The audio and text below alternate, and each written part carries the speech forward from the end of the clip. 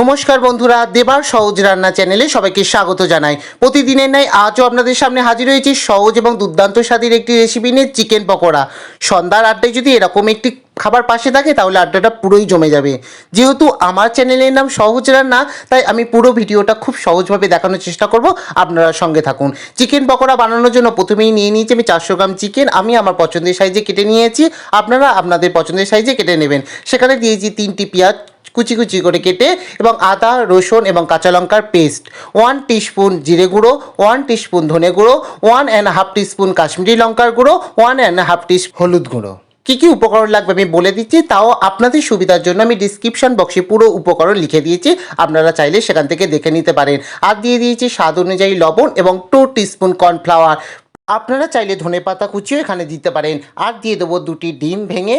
ভালো করে আমি এটিকে ম্যারিনেট করে 5 মিনিটের জন্য রেখে দেবো।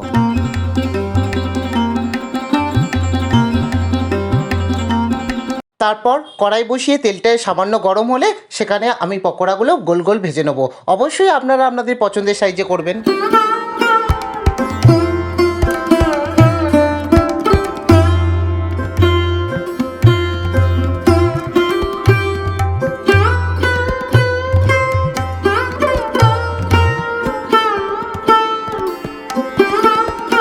প্লিজ ভিডিওটি ভালো লাগলে একটা লাইক কমেন্ট করবেন, যারা নতুন আমার চ্যানেলটি সাবস্ক্রাইব করবেন। পরিবেশনের জন্য তৈরি একেবারে চিকেন পকোড়া। শুধু আপনি আপনার মনের মতন ডেকোরেশন করে কারোর সামনে উপস্থিত করলেই আপনার প্রতি খুশি হয়ে যাবে। সকলকে ধন্যবাদ, ভালো থাকবেন, দেখা হচ্ছে পরবর্তী কোনো ব্লগে।